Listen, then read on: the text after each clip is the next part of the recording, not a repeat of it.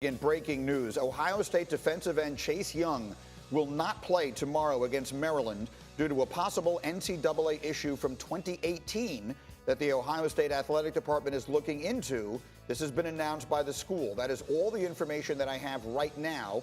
We have begun our digging into this. Let me make clear how significant this is. Chase Young is, according to Mel Kiper and almost anyone else you ask, the best player in college football, the best draft prospect coming in, the #1 player on Mel Kiper's big board.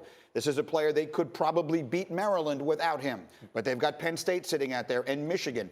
Bobby, for those who don't know, you played at Ohio State, you live in Columbus, you host a talk show in Columbus, Ohio. How would you describe how significant this loss is? Oh, it would be a huge loss. Not for these next 2 weeks, but then ultimately when they have to play Penn State, when you have to play Michigan, and then down the line, taking on a team, hopefully in the college football playoff, whether it's LSU, a Clemson, a Bama, like that's what you need Chase Young, the best player, in my opinion, in college football right now. And it's Mel Kiper believes that. There's a ton of people. He's unblockable on the edge. So this would be a huge blow. Hopefully it's not all that serious. They're just investigating. And like I said, Bobby, I'll tell you how not a important big he deal. is.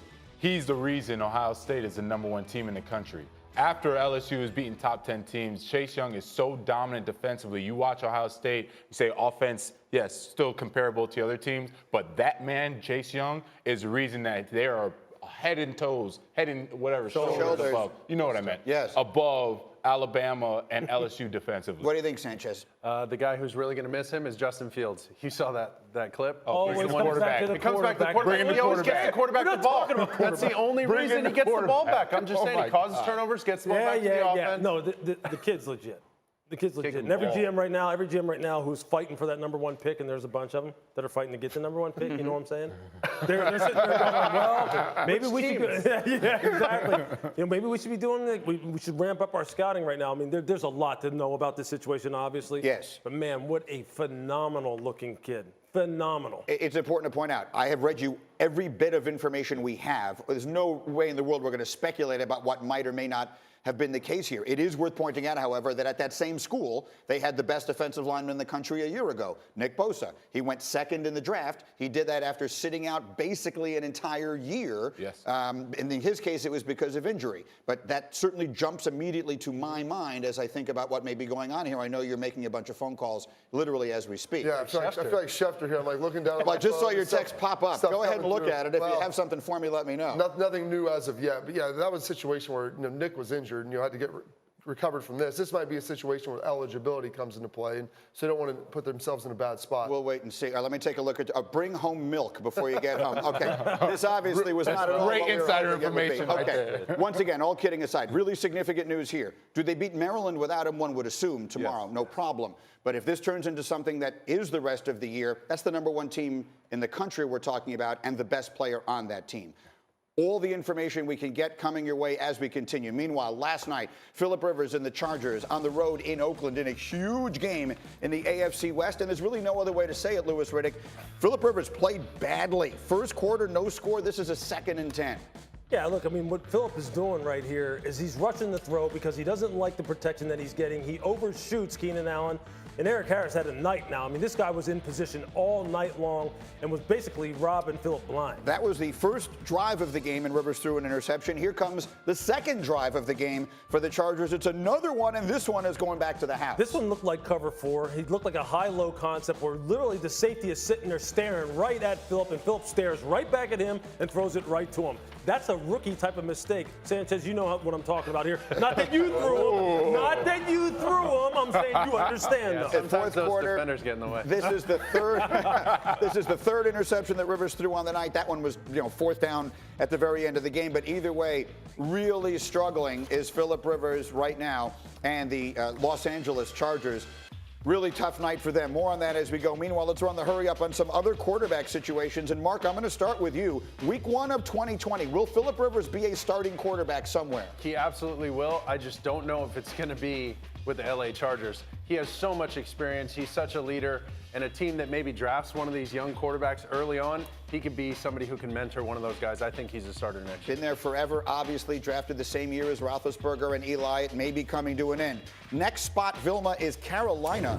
Week 1 of 2020. Will Cam Newton be a starting quarterback in the NFL? Oh, no doubt, Greeny, he'll be a starting quarterback. Cam Newton will finally be healthy when he's a starting quarterback next year. Now, will it be for the Carolina Panthers? Most likely not. They'll move on. But Carolina doesn't have to worry about Cam Newton and him finding a job. Cam Newton can play easily for the Chicago Bears. I see that as a great fit, especially with the way they play defense. Very complimentary football. And by the way, that's where Ron Rivera came from. Same style. Absolutely right. I'm glad you mentioned the Bears because, Bobby, I turn to you. Week 1 of 2020, will Mitchell Trubisky be an NFL starting quarterback? I don't believe he's going to be. You mentioned the Bears connection. They're a team that's built to win now. They don't want to waste any more of this defense. He's a quarterback that's athletic. He can run, but he's not Lamar Jackson. Heck, he's not even Josh Allen. And so the Bears are going to have to figure out what they're going to do at the quarterback position because they have a team that is built to win right now. You don't want to waste that defense for another year. And one more, Louis Riddick. Teddy Bridgewater played extremely well when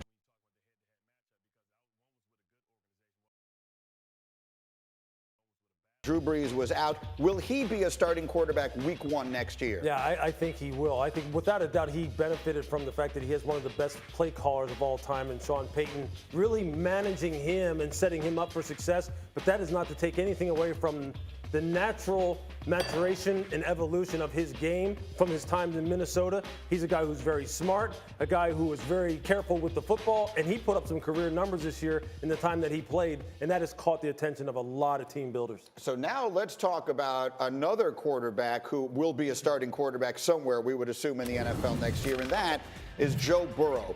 He and LSU at Alabama tomorrow in the game of the year, and what a season he's having. 79% completion percentage, which is on pace to break the all-time record, which is currently held by Colt McCoy. Burrow has been cool under pressure, 11 touchdowns and 1 pick when pressured this year. He's completed 75% of his passes under pressure. No other quarterback in the country is even at 65%. And because of the great season, he is right now the favorite to win the Heisman. 5-4 at Caesars. The only LSU player ever to win that award was Billy Cannon back in 1959. So for all the joking we do about Sanchez and his love of quarterbacks, I am looking forward to this insight. You spent some time with Joe Burrow in the film room. What did you see? I spent time with him, Coach Orgeron, Joe Brady down at LSU. Move over Dak Prescott just a little bit because I got a new fan club that I'm starting, and it's for Joe Burrow. He deserves all this credit. He's finally getting it, and that's the response I got from other players. They said, "Oh, you're here to see Joe?" And I said, "Yeah." I said, "Well, finally somebody's taking notice."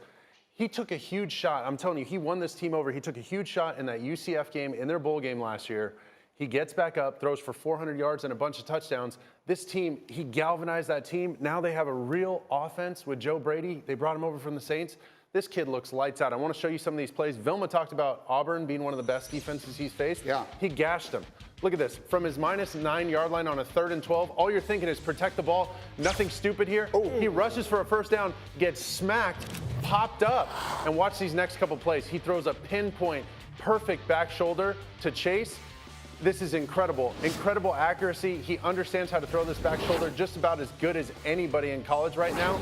And that's up there with Tua. That's up there with Trevor Lawrence. This kid knows how to play, and I want you to see the mechanics. This is what has the scouts drooling over this guy, Lewis. Look at how quickly he got his feet set after that play-action pass, and he puts this in the only place you can, the back corner of the end zone. Absolute great accuracy. I love his demeanor. He's got a little fire to him. He's got a chip on his shoulder. He's dripping from his ears with moxie and grit. I really am in love with this player. He's a great player and a great kid. Yeah, look, and you know what's going to be interesting is that now he gets to go on a national stage against the vaunted Alabama Crimson Tide. Not necessarily doesn't have the same kind of defense that they've had in the past, but look, Nick is one of those people who you're not going to bet against Nick, especially at home, especially considering the fact that his DNA is that of a defensive signal caller. So this is the kind of game that scouts love. This is the kind of game that the NFL will be well represented in Tuscaloosa tomorrow night because they will want to see best on best. They're going to want to see Joe Burrow go up against a Nick Saban coach defense. They're going to want to see Tua go up against an LSU defense that right now has something to prove. They're going to want to see it in a hostile environment for Joe Burrow. They're going to see Tua have to perform against a team that right now may be better than them. It has everything that a scout can dream of because of the fact that these are two heavyweights. I can't wait to watch. Listen, I mean, really, you can't ask for more from a football game than this is giving you. You've got the two quarterbacks who either one of them might wind up being the number one pick in the draft, and you have a spot in the college football playoff very much in the waiting. It's terrific work by you on that one, Sanchez. Meanwhile, as we continue, so much star power on the field in Dallas on Sunday night. Bobby Carpenter is going to show you the one thing the Cowboys have to do to win. It has nothing to do with